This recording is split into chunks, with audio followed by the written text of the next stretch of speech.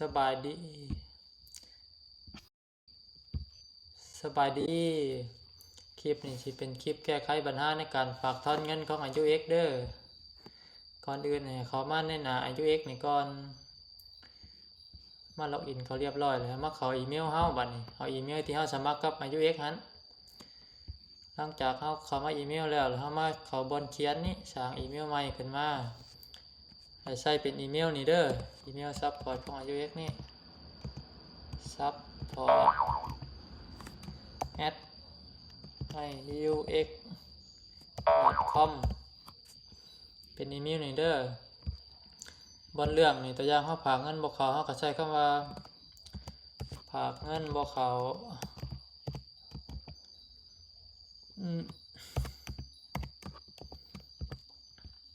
ตัวรุมนี่ก็ใช้คือกันห้องรุมนี่แล้วก็ลงท้ายด้วยว่ากดสอบให้ได้ต่อไปเป็นหมายเลขที่หาเฮาเด้อหรือว่าหมายเลขที่เฮาฝากเงินเข้าไปหั่นถ้ายังเฮาเป็นที่หาเฮาก็ใส่ที่หา ID แต่บอนที่หาเนี่ยก็มาเอาในหน้าเว็บอายุ X นี้หรือว่าในหน้าแอปถ้ายังเฮาฝากเงินเข้าบัญชีนี้หมายเลขนี้เฮาก็มาคัดลอกเอาหรือว่าพิมพ์เอาก็ได้เด้อเฮาก็มาวางลงต่อไปเฮาก็มาเลือกรูปบัดนี้บนเนี่ยไฟล์นี้รูปนี่จะเป็นรูปที่เฮาโอนเงินไปหั่นเวลาโอนเฮาแคปไว้เด้อแต่ยังเป็นรูปนี้เฮาก็มาโอเพ่นเอาโอเพ่นแล้วเฮาก็มากดส่งหรือว่าอยากใส่รายละเอียดเพิ่มเติมก็ใส่จำนวนเงินก็ได้ใส่จำนวนตัวอย่าง2 ล้านกีบเด้อ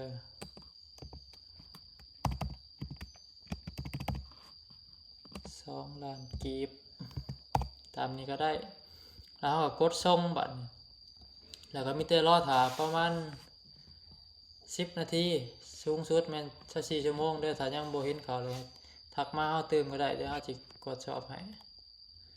แล้วจะประสานไปทางโบรกเกอร์เพิ่นให้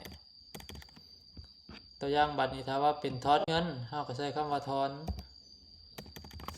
เปลี่ยนจากฝากเป็นถอนตัวรุมนี่ก็ใช้ถอนด้วยกัน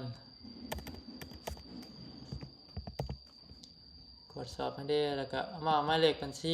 หรือ ID ที่หาที่เฮาถอนนั้นแต่ยังเฮาถอนจากบัญชีนี้เฮาก็มาคลอกคือเก่า